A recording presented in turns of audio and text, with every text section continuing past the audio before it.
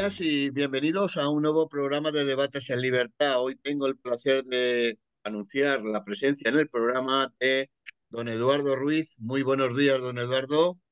Muy buenos días, don Ricardo. Gracias por la invitación. Nada, a usted siempre. Don José Luis Montesinos, buenos días. Hola, ¿qué tal? Buenos días. Muchas gracias también por contar conmigo. Nada, por Dios. Y don Higinio Mora, muy buenos días, don Higinio. Hola, buenos días a todos. Bien, hechas las presentaciones, entramos en materia. Ayer hubo, la verdad, fue una masiva concentración en Plaza de España en Madrid, convocada por el Partido Popular contra la amnistía y el gobierno de Sánchez, ¿no? Bueno, una más que hay que acumular, aunque yo creo que a Sánchez le da igual cualquier cosa. Él tiene un proyecto y no lo va a dejar por estas cuestiones, pero no está de más que la gente se manifieste. Y a los hechos de esta semana pasada. Hay una duda que creo que se ha suscitado en esta semana pasada y era a propósito del tema de la amnistía, y si se debe o no tramitar la ley de amnistía en el Senado. Hay diferentes posiciones, una del Partido Popular y otra de Vox. Como tenemos aquí un representante de Vox, pues nada mejor que don Eduardo, que nos explique un poco el porqué de este desencuentro y los argumentos que tiene de Vox para, de una manera u otra, que lo exprese aquí. Bueno, pues a propósito de todo esto, don Eduardo, tiene usted la palabra. Pues si le parece, don Ricardo, empiezo por el final, por el tema de la amnistía. Sí, sí, sí, sí, sí. Bueno, pues vamos a ver. La cuestión aquí está en lo siguiente, eh, que es lo que defiende Vox, ¿no? Es decir, nosotros entendemos, Vox entiende, que la cuestión de la amnistía no es una cuestión de tramitar el proyecto de ley o la proposición de ley, mejor dicho, como si fuera una ley más, sino que lógicamente hay que plantar la batalla que una actuación como esta, tan anticonstitucional y tan abiertamente cercana al golpismo, sino decir directamente golpista, pues que necesita que se enfrente de una manera contundente y sin complejos. Entonces, claro, la cuestión está en cómo se puede hacer esto. La realidad es que los socialistas, el PSOE y los socios que le apoyan, están actuando retorciendo la ley y están actuando sin importarle lo más mínimo llevar al Estado de Derecho y a la democracia española hasta el límite de sus costuras. Es decir, no les importa lo más mínimo que la democracia esté en peligro, les importa lo más mínimo que el Estado de Derecho se vaya al garete, y les importa lo más mínimo que el Poder Judicial sea independiente o no lo sea. Les da igual, porque ellos están en su proyecto, que es un proyecto contrario a la democracia. Entonces, lo que Vox defiende es que ante un escenario como este, nosotros no podemos estar simplemente actuando como burócratas. Es decir, no podemos estar simplemente aplicando las leyes estrictamente y darle un cauce legal a la situación. Es decir, hay que actuar con imaginación y con valentía. Y esto no quiere decir, lógicamente, quemar las calles. Evidentemente, Vox no propone eso. Lo que propone Vox es que se estudie y que se intente actuar en defensa de la legalidad constitucional y de la democracia de una manera proporcional como está actuando el enemigo de nuestra democracia. Es decir, uno no puede combatir un golpe de Estado con las manos atadas a la espalda, que al final siempre gana el golpista. Es decir, las peleas tienen que hacerse, digamos que a un nivel similar en cuanto a medios de defensa. Por tanto, es decir, hay que explotar la imaginación para, por ejemplo, en el Senado utilizar todas las vías posibles e imaginables también para parar esta barbaridad. Entonces, lo último, por ejemplo, que propone en mi partido, que fue Jorge Buxadé, es que el Senado, por ejemplo, podría devolver el proyecto de ley, proposición de ley, al Congreso cuando se apruebe, aludiendo a que en realidad no se trata de una proposición de ley orgánica, sino de una modificación constitucional. Y en consecuencia, si se devuelve al Congreso aludiendo a esta situación, el Congreso debería empezar el trámite de modificación constitucional como il faut, ¿no? Es decir, formalmente. Y esto ya son palabras mayores. Y esa es una propuesta que se ha hecho.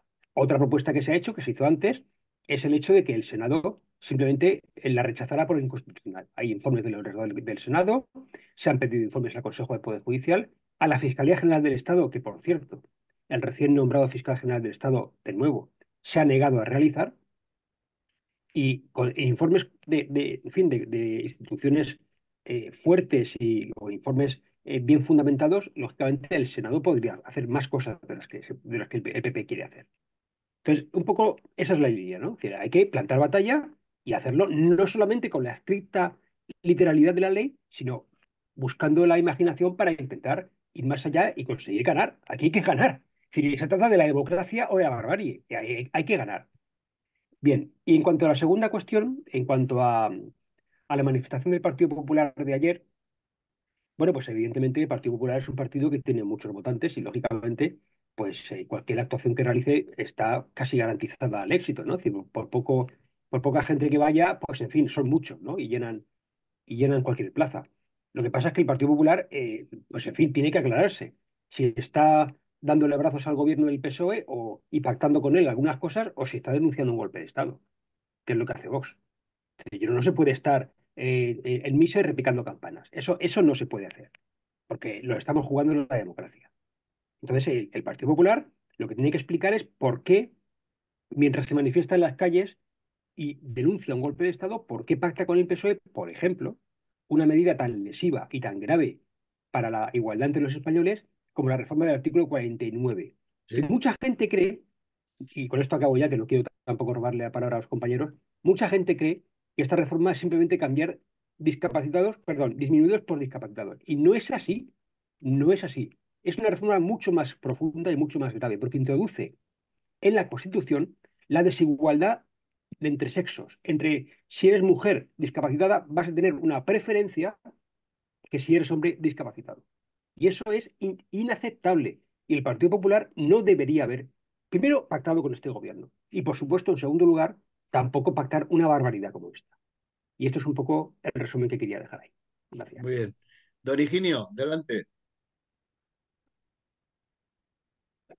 Gracias, Ricardo. Bueno, efectivamente, como ha dicho don Eduardo, el tema de la amnistía es que, claro, no es una ley más, no es una ley como cualquier otra que pudiera llegar al Senado. Es que aquí quiero un poco hacer mención a la situación surrealista en la que actualmente nos encontramos. Es decir, estamos hablando de una ley de amnistía, están haciendo una ley de amnistía para borrar unos delitos a unos delincuentes cuya ley, o sea, esta ley está siendo dictada por los propios delincuentes con el propósito de mantener al gobierno que tiene que aprobar la amnistía en el poder. Es decir, esta es la situación en la que estamos ahora. O sea, los propios delincuentes condenados en firme por el Tribunal Supremo están dictándole una ley al gobierno para que éste se pueda mantener en el poder si se atiene Ujú. a sus exigencias. Esta es la situación en la que estamos. Claro, esto no puede pasar en ningún país serio. Y lo que se nos evidencia ahora mismo es que las instituciones en España, por desgracia, pues se han degradado hasta tal punto en el que cosas como esta, o sea, situaciones surrealistas como esta, pues son posibles, ¿no? Ya comenté en un programa anterior que aquí, pues claro, la pertinencia de los contrapesos en un Estado de Derecho para que un gobierno sin escrúpulos, como es el caso, pudiera llevar adelante leyes como esta, pues son más necesarios que nunca. Pero claro, en esta ocasión, pues el gobierno ha monopolizado todas las instituciones, todos estos contrapesos, ¿no? El Tribunal Constitucional, empezando por él, la Fiscalía, en fin, etcétera. ¿Qué se puede hacer? Comentaba Eduardo. Evidentemente, pues hay que oponerse con las herramientas que cada uno tenga o se le ocurra, ¿no? Aquí la imaginación es importante, por supuesto, pero yo pienso que va a ser difícil parar esta amnistía.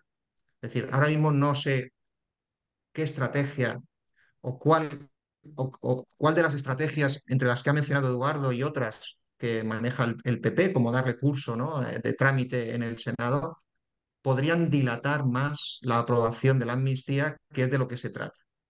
Es decir, al final, el Senado pues, es una cámara subordinada al Congreso en leyes como esta, y la amnistía, creo yo, que va a terminar siendo aprobada. La cuestión que habría que valorar es cuál de las estrategias podría dilatar más su aprobación. Un par de meses, 4 meses, 6 meses, hasta las elecciones del País Vasco, hasta las elecciones catalanas, no lo sé. Para ver si en este tiempo, en este tiempo que podamos ganar mediante distintas estrategias o maniobras en el Senado, para ver si en este tiempo pues el gobierno o la coalición que sostiene al gobierno pues se rompe.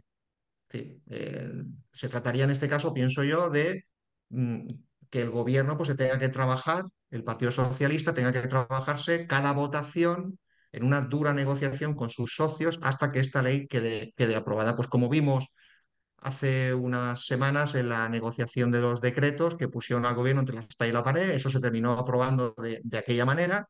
Pues imaginaos lo que podría ser prolongar esto durante un periodo de tiempo, ¿no? Yo creo que el objetivo podría ser ese, dilatar al máximo posible la aprobación final de la amnistía con el propósito de que esta coalición que soporta al gobierno pues se rompa. Por otra parte, en fin, yo creo que también los próximos procesos electorales pueden cambiar la situación y ahora mismo pues no sabría decir cuánto tiempo va a durar. En cualquier caso, todo lo que se pueda estirar la cuerda, mantener a este gobierno en la situación en la que está, hacerle ver la situación que está creando, pues todo eso es positivo, en mi opinión. ¿No, José Luis? Yo la verdad es que lo que estaban comentando tanto Eduardo como Ingenio me resulta un poco ya, pues eso, marciano, como decía, creo que ha dicho, no sé cómo lo has puesto, Ingenio, pero bueno, la cuestión es que estamos en una situación muy rocambolesca, ¿no? Entonces yo sí que no tengo duda de que la amnistía al final acabará aprobándose porque evidentemente el único programa electoral que hay sobre la mesa ahora mismo del gobierno y de los que lo apoyan es aprobar esta ley, con las consecuencias que luego eso pueda tener, que algunas de ellas no tienen por qué ser negativas, pero la amnistía en sí sí que lo es, ¿no? Eh, claro, a partir de eso, no sé, yo no sé cuál es la estrategia. Yo también estoy en una situación de absoluta perplejidad y no sé cuál es la estrategia que conviene aplicar en este momento. Si es interesante dilatar el asunto lo más posible, si es interesante, pues como decía Eduardo, devolverla al Congreso, pues diciendo que es una ley inconstitucional apoyada en los informes pertinentes. Desconozco cuál puede ser la estrategia más interesante en este sentido.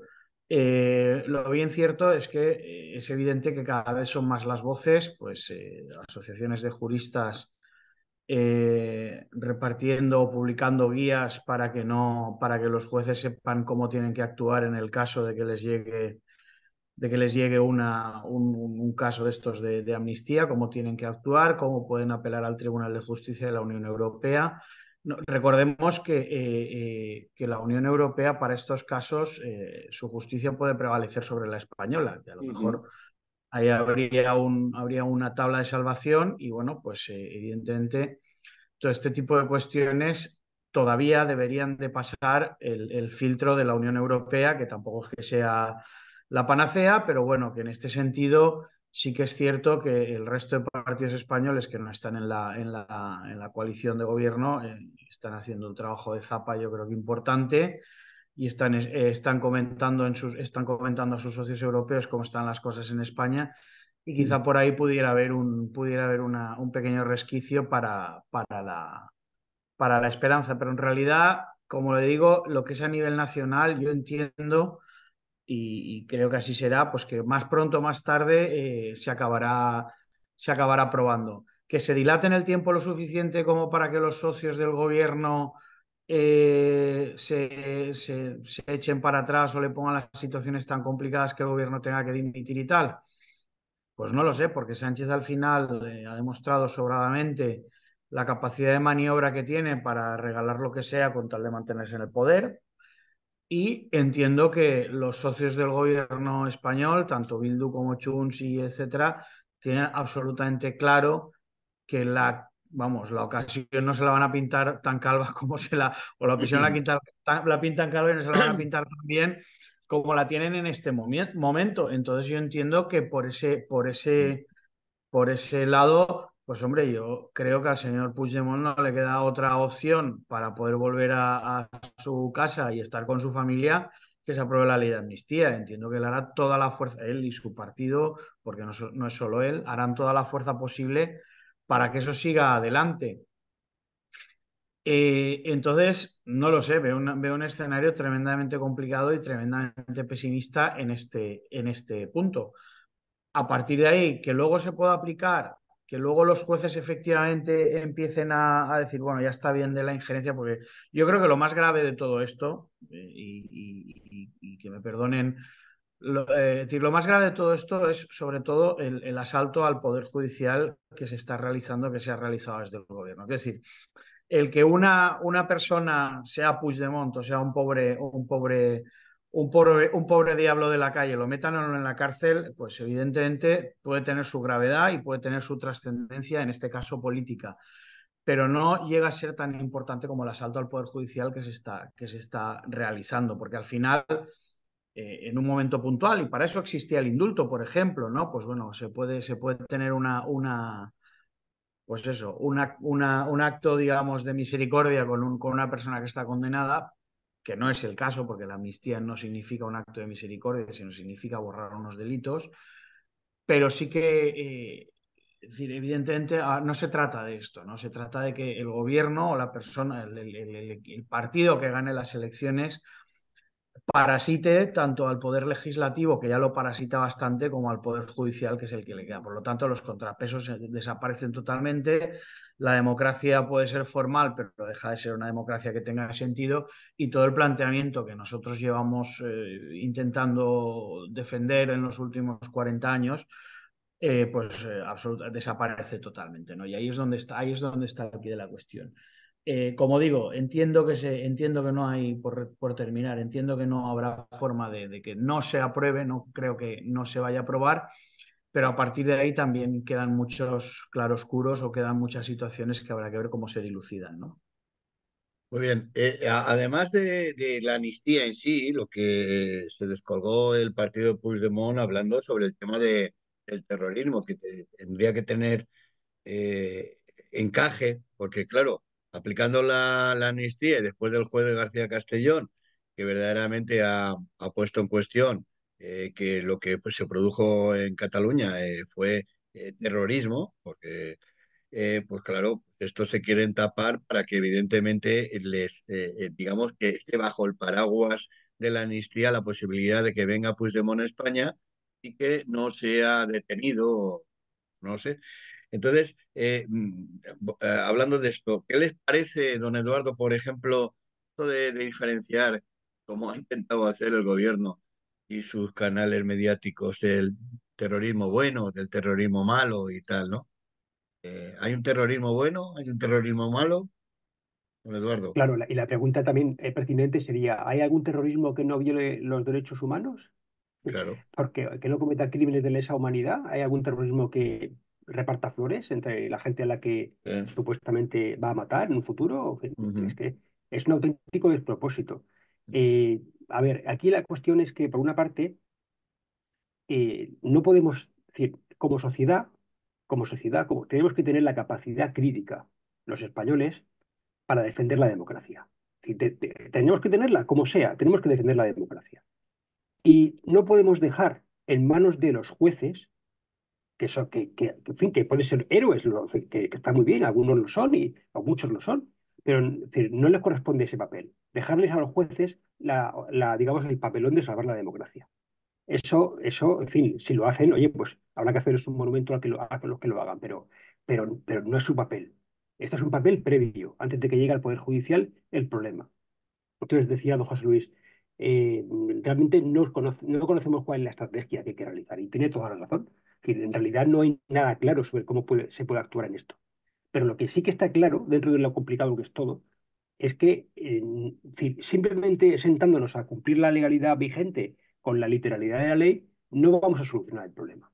Porque eso es lo único que va a hacer es impulsar la barbaridad jurídica que tenemos entre manos y que ha creado este gobierno socialista, comunista, filoterrorista y golpista, ¿no? Es decir, todos los socios, la amalgama que lo componen, ¿no? mm, Entonces, algo hay que hacer. Por eso decía imaginación. imaginación, vamos a intentarlo para pararlo por todos los medios. Que, como decía don Higinio, que al final solo conseguimos retrasarlo.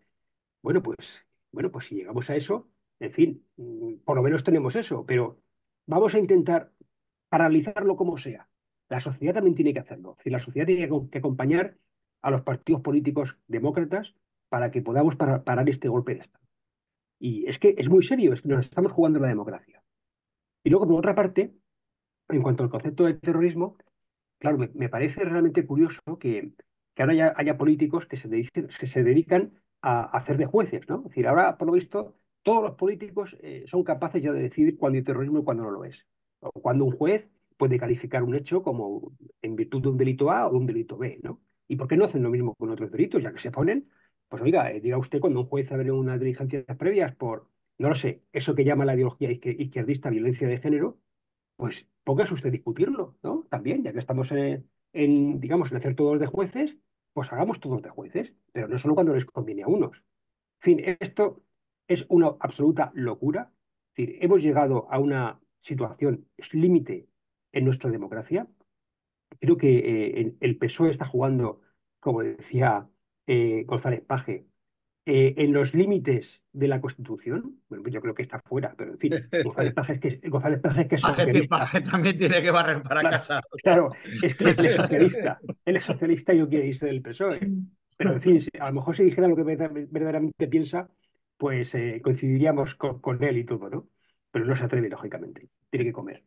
Entonces, bueno, pues tenemos que defender la democracia y eso tenemos que concienciarnos todos. Estamos en una lucha por la libertad y por la democracia. ¿Algo que aportar a lo que ha dicho don Eduardo, José Luis, Higinio? Yo ¿Estáis de sigo en lo acuerdo? mío. No, Lo sigo en lo digo, mío. Sí, digo que sigo en lo mío, que es lo que estaba no, apuntando lo digo porque Ricardo. por avanzar, sí. Por el tema de decir, al final esto el problema es el ataque, No, los pero por políticos y avanzar los jueces. en el debate, también me gustaría que opinaran acerca de que el mediador de la Unión Europea pues está dispuesto a mediar. De hecho, hay el día 31 miércoles, eh, en fin, una toma de contacto entre Bolaños y Gómez y González Pons en Bruselas acerca del Consejo General del Poder Judicial y su renovación. A ver, don Higinio, ¿qué le parece esto? ¿González Pons es fiable?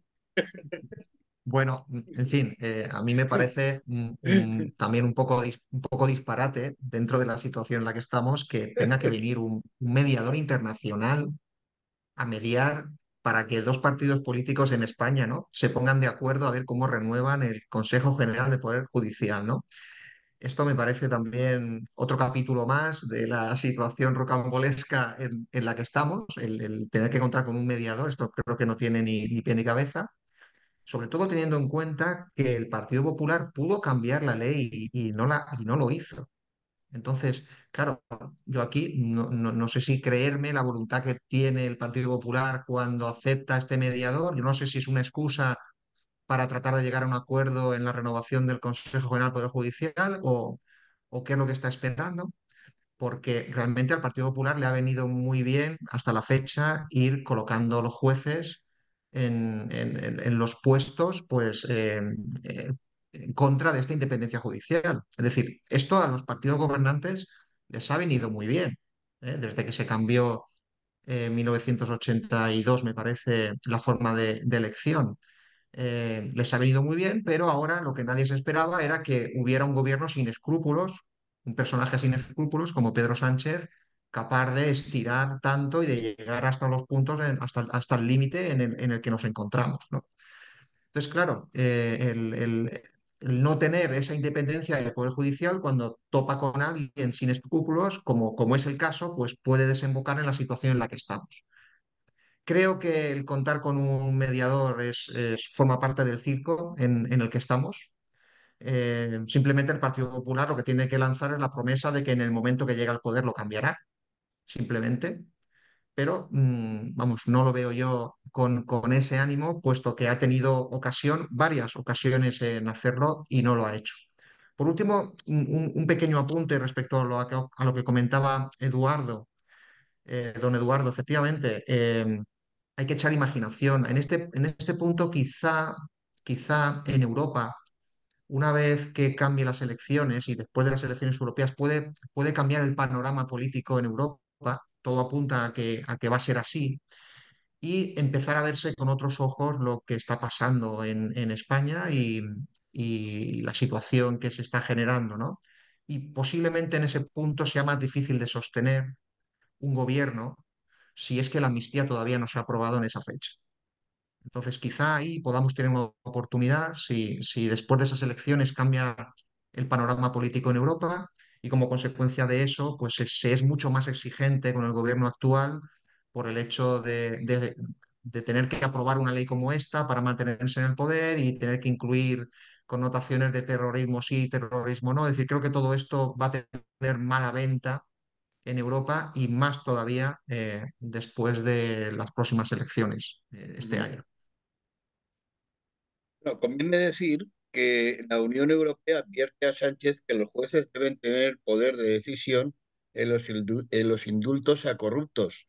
Es decir, que Europa, a ver, todos sabemos la posición laxa de Europa con respecto a España y con respecto a otros países en materia económica fundamentalmente, pero en el tema institucional recuerdo, y todos sabemos que a Rumanía es que no tiene nada que ver con lo que pasó en España, y sin embargo Europa, por decirlo de una manera llanamente, puso sus condiciones y evitó lo que Rumanía por sí solo quería hacer, ¿no? Bien. Don Ricardo, Eh, si me permite sí, un segundito, por sí, favor, sí, mire. sí, por Dios, claro, adelante. A ver, yo por puntualizar una cosa que ha dicho don Higinio, que está muy bien.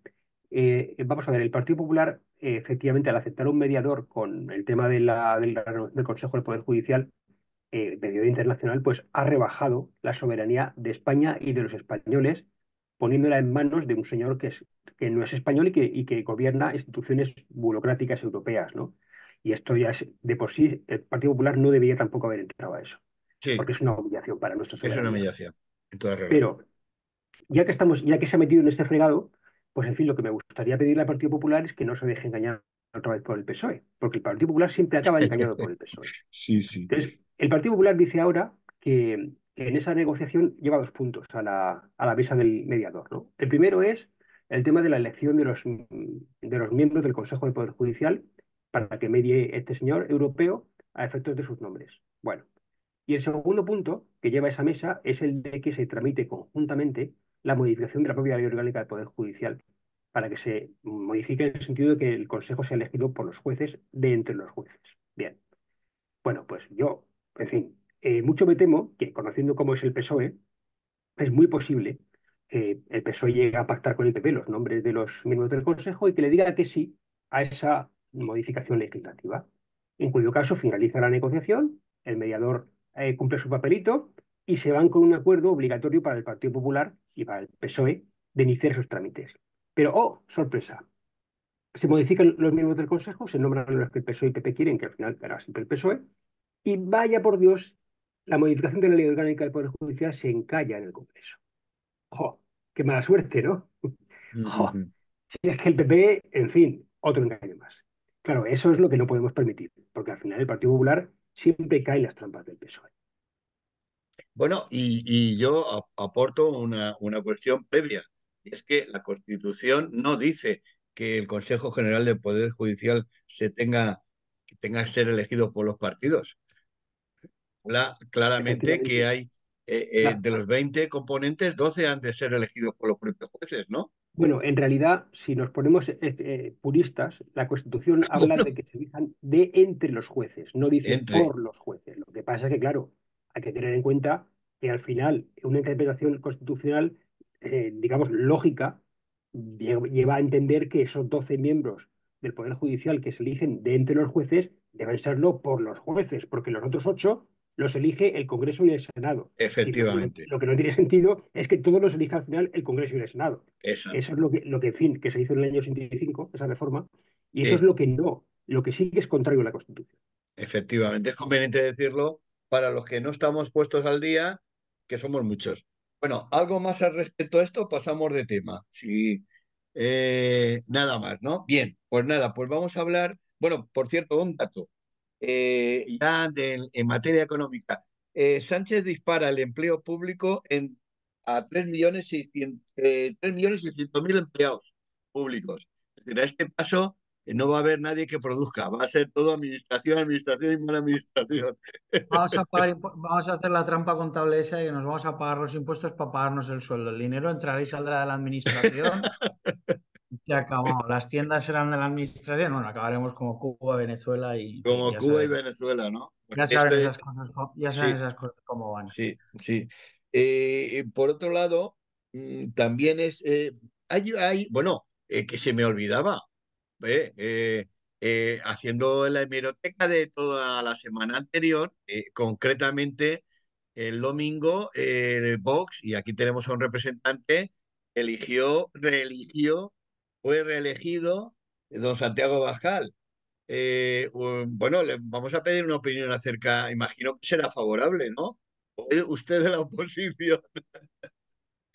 No, hombre, si se refiere a mí, evidentemente, pues en fin, no puedo estar más contento con que el presidente Abascal continúe otros 4 años como líder del partido, porque es un hombre con gran carisma y además un hombre leal a España, que además el proyecto ideológico que tiene lo dejó muy claro en su intervención del domingo, ¿no? Es decir, él dijo claramente, perdón, el sábado me he equivocado, él dijo claramente que cuál era su programa. Y habló de una serie de puntos que Vox defiende y que muchos partidos o los demás partidos no defienden. Y habló claramente pues, del derecho a la vida, de la libertad económica, de la propiedad privada, de las fronteras seguras, de la inmigración controlada, en fin, de cosas esenciales que creo que cualquier partido, entre otras, cualquier partido que quiera defender a España y a los españoles debería asumir en su programa, ¿no?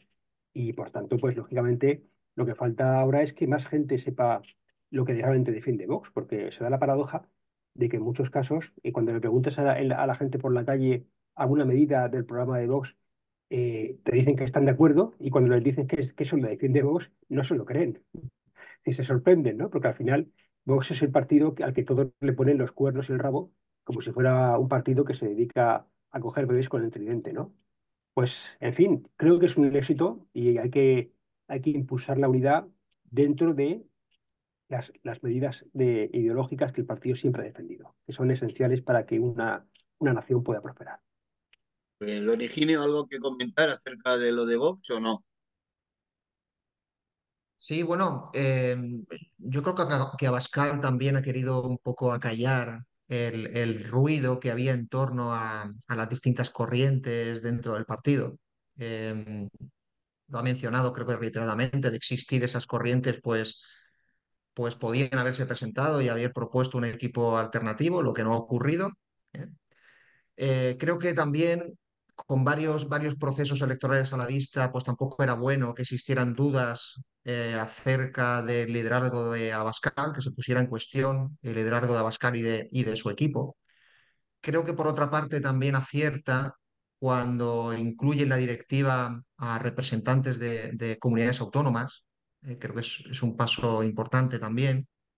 Porque claro, estamos en una situación, seguimos en una situación donde cualquier rumor o noticia en torno a Vox pues es amplificada por los medios de comunicación con ánimo de hacerle daño. O sea, hoy precisamente han vuelto a hacer otra entrevista más a Macarena Olona en La Sexta, pues donde, en fin, imaginaos lo que acaba diciendo ahí.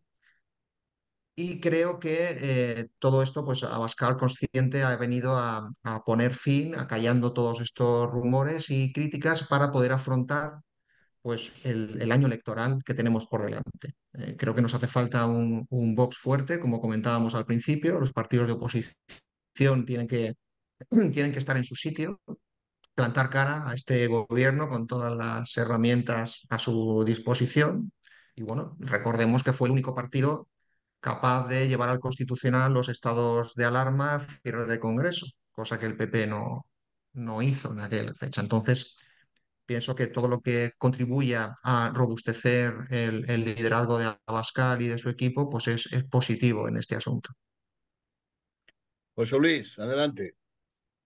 Hombre, pues yo en realidad no estoy muy contento, porque yo si quedaba alguna opción liberal en Vox, yo cada vez la veo menos. Que si al final creo que se ha optado por una ala conservadora, creo que es un error, pero bueno, allá cada cual con su historia y a partir de ahí, pues bueno, espero que vaya muy bien. Sí que pienso que la oposición tiene que estar fuerte porque nos interesan nos vienen tiempos, digamos, interesantes, pero creo que la estrategia de Vox en este sentido es equivocada. Pero bueno, esto son partidos que cada uno es muy libre, son muy libres de elegir lo que quieran y bueno, para mí el, el- el- el escorarse hacia la ala más conservadora no es beneficioso para Vox.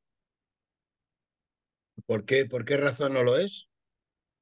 Pues porque al final las políticas conservadoras no siempre están o no siempre pueden ir en consonancia con la libertad por lo mismo que no lo pueden ser las socialistas, porque al final acaban pecando de estatismo y en algunos momentos Vox ha tenido esos problemas y me da la sensación de que eso se puede acentuar y no creo que le vaya a ir mejor con una posición más escorada hacia la ala conservadora, perdón. Y una pregunta para los tres, el fenómeno Milei, porque aprovechando un poco el comentario que hace José Luis acerca de lo conservador, que viene a decir un poco lisa y llanamente que en el mundo en general, en casi todo Occidente, existe el socialismo de izquierdas y el socialismo de derechas, por decirlo de alguna manera. Pues, pero bueno, Milei es la alternativa a todo esto. ¿Va a haber algún Milei en España? A lo mejor es Abascal, vete a saber, el Milei español. No lo sé, ¿eh? Es una pregunta que lanzo a vosotros, a ustedes, señores. Milei, o lo que, y ya no es Milei Argentina, sino el antes y después de un Milei y ese discurso, que por cierto a mí me puso la gallina de piel en Davos. ¿Eh? A ver, Don don José Ricardo, Luis, que bueno, le sí, veo sí. Don con José Luis. ganas de No, defender a Milei. no, no, no, mira, vamos a ver, Milei, pues mira, antes lo estaba pensando, tiene una cosa que se parece, por ejemplo, a Pedro Sánchez, ¿vale? Decir, ¿O no? no, no, no, que no es mala per se, ¿vale? No es mala per se. A Milei no le marca la agenda a nadie, igual que no se la marcan Pedro Sánchez, ¿vale? Es decir, la agenda de Milei es una persona que tenía muy claro lo que tenía que hacer y empieza haciéndolo con una sola ley. Es decir, nadie le marca la agenda, no se pliega a nadie y hace lo que tiene que hacer, caiga quien caiga. Eso, pues en principio es algo a lo que no estamos acostumbrados en política en Occidente. ¿Le saldrá bien o no le saldrá mal? Pues bueno, en lo que es la parte económica parece que va bien orientado, hasta el punto de que leía yo estos días que ni siquiera la anunciada subida de impuestos para, de alguna manera, equilibrar las cuentas, tanto por el gasto como por los ingresos, que no iba Ujú. en su programa y que iba en contra un poco de su programa, iba a poder o iba a Sí. poder evitarse y ni siquiera iba a subir impuestos, iba a hacerlo todo el ajuste económico por la parte por la parte del gasto, ¿no? Recortando gasto. Es decir, está muy bien que haya una persona a la que nadie le marca la agenda y que marque una agenda económica fuerte. Dos, a mí, pues como a don Ricardo, que alguien diga en el foro de Davos, perdón, que el Estado no es la solución, que el Estado es el problema, pues como ustedes comprenderán, pues a mí también Me me pone pone, la gallina nos pone. y me alegra mucho, ¿no? Me Me alegra alegra. mucho de que haya gente que de alguna manera sí que se acerque, o sea, sí que plantee que lo que hay que hacer es reducir el Estado y eliminarlo cuanto más de la vida de las personas. Y luego, por decir, por lo que decía usted de mi ley en España, Abascal, el problema de Abascal, y eso lo veo yo así, es que en lugar de ir hacia el ala, digamos, más liberal o hacia el ala más libertaria, Abascal está tirando hacia la conservadora. Y por eso yo decía, pienso que Vox está refugiándose en el ala conservadora. Milei tiene apoyos de ciertos sectores de ciertos, ¿no? De muchos sectores Sí, conservadores de Argentina, porque evidentemente es un país también con muchísimas sensibilidades y con muchísimos partidos y tal. Se demostró en su momento digamos, la prudencia de Macri en aplicar medidas no iba a ningún lado, por eso Milei pues lo que ha hecho es una ley ómnibus cepillándose 300 leyes y poniendo los contratos por encima de la ley, que esto es importantísimo, ¿eh? Sí, sí. Los contratos comerciales, no todos los contratos, pero los contratos comerciales prevalecen sobre la ley es subsidiaria, la ley cubre lo que el contrato no cubra, pero el contrato prevalece y esto es Ujú. muy importante.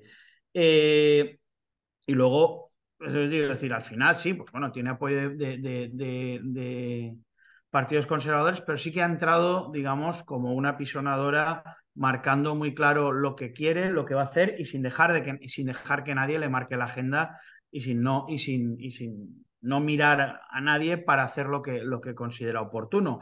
Si algún partido en España, yo no lo veo, es decir, me gustaría que en España lo hubiera, o algún partido parlamentario que fuera en ese sentido, pero yo no veo que lo haya y no creo que vos lo sea. A lo mejor don Eduardo me cuenta algo que yo no conozco, pero en mi caso, o sea, por lo menos de puertas para afuera no se ve así. Muy bien, don Higinio, ¿qué le parece el fenómeno Milei? ¿O no es tan Bueno, pues entusiasta como José Luis y yo? eh, creo que estamos todos ilusionados con el fenómeno Milei, deseando que triunfe en Argentina. Me pareció un discurso brillante el que dio en Davos. Se atrevió a decir cosas que nunca se habían dicho en esa sede. Lanzó varias ideas importantes, una la ha comentado don José Luis, también la defensa de la libertad individual, la defensa del modelo capitalista como única solución para acabar con la pobreza, creo que era importante. Y además dio esas lecciones dando ejemplo, que es lo más importante. Es decir, cuando todos estos que están abogando por limitar la libertad individual, por implantar contadores de huella de carbono para decidir qué puedes hacer y qué no puedes hacer, resulta que todos estos van a Davos en un jet privado, pues resulta que Milei pues, fue en un avión comercial y dijo lo que dijo. Entonces, creo que es muy importante que Milei acierte con sus medidas. Eh, Argentina es un país rico, tiene una extensión como 3 veces España y una población similar.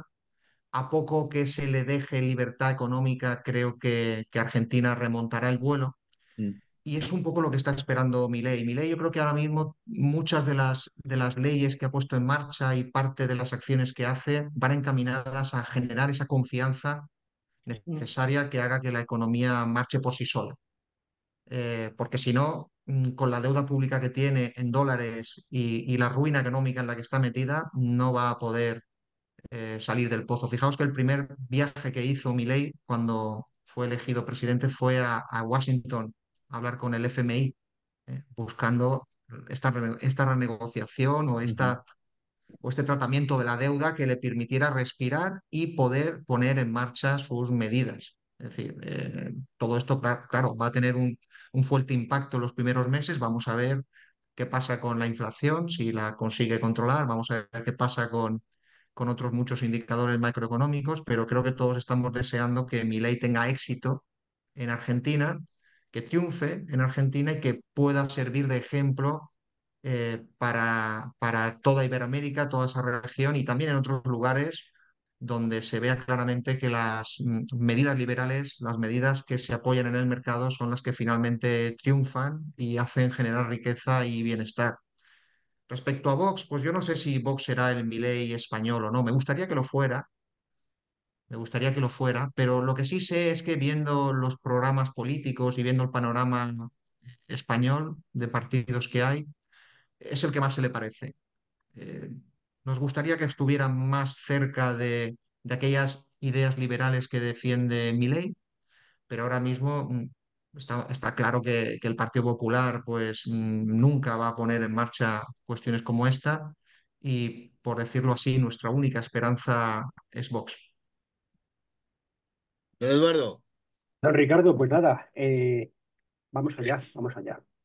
La noticia de la victoria de Milei, lógicamente, es una noticia fantástica para Argentina y para nosotros, sus hermanos españoles, de la iberosfera, porque esto supone una ruptura con la tradición socialista y comunista en la que estaba metida Argentina hasta el fondo, ¿no? Entonces, pues en fin, es un aire limpio y renovado de democracia y de libertad bueno, que era imprescindible para que Argentina, como bien ha dicho don José Luis, que era un país muy rico, vuelva a serlo, ¿no? Porque Argentina volverá a ser un país rico que, si Dios quiere, pues iluminará otra vez al mundo con su riqueza. Y hay que tener en cuenta que Milei no es un partido único, Milei es una coalición de partidos en Ujú. la cual hay muchas sensibilidades. Conservadores, por ejemplo, Victoria Villarroel. Sí. Victoria Villarroel es un vicepresidente y ella es más conservadora que Milei, pero Ujú. al final, que también pasa en Vox, vamos a ver, en Vox no es que haya corrientes, pero hay personas y cada persona pues tiene sus ideas en la cabeza, unos dan más importancia a unas cosas, otros a otras. Yo no me escondo, toda la gente que me conoce en mi partido sabe que yo soy una persona muy liberal en lo económico y no me escondo, y es así. Es decir, a mí me gusta lo liberal en lo económico. Lo que pasa es que es verdad que las sociedades tienen una batalla previa importantísima, que es la batalla de las ideas y de la cultura y de la libertad ideológica dentro de los países. Y España está metida en esa batalla. Entonces, lo primero que tenemos que hacer para que funcione todo es que en España haya libertad, libertad real, de ideológica, cultural, y que se acabe con esta tiranía izquierdista en la que vivimos. Por tanto, eso es fundamental para el futuro de España, para el de España y para el de Europa y para el de Estados Unidos, que también están con la cultura woke en las universidades, sobre todo las más prestigiosas como Harvard, ¿no? Están Ujú. hundidas por lo woke. Todo eso hay que derrumbarlo y tirarlo al cubo de la basura. Y a partir de ahí construyamos lo demás, que también es la economía, por supuesto. Pero lo cierto es que Milei, si ha apostado por algún partido en España, es por Vox. Esa es la realidad. Ujú. Es decir, Vox y Milei se apoyan mutuamente. Milei no apoya a otro partido en España que no sea Vox. Eso algo significa, ¿no? Y Milei, las cosas que dice, pues coinciden en gran medida con las que dice Vox. En gran medida. ¿Hay que reducir el Estado? Claro, y Vox también lo dice. ¿O quién dice que hay que eliminar las autonomías en España? ¿Hay algún partido que diga que reducir el Estado implica reducir el gasto político, empezando por el Estado de las autonomías? Yo creo que no hay ningún otro partido. ¿Hay algún partido en España que critique la Agenda 2030? Milei ha dicho que es una agenda diabólica. Vox también lo piensa, claro. Y, por supuesto, Vox piensa en la libertad también económica, como defiende Milei. Ahora, luego ya hay matices, porque al final no todos somos iguales. Y en Argentina, pues en este caso, la economía es lo prioritario porque es un país hundido y necesita ser rescatado. Y ahí Milei va a hacer un papel espectacular y va a apostar por eso. Pero seguro que no se olvida de otras cosas, ¿eh? Milei no se va a olvidar de la batalla cultural, la Agenda 2030.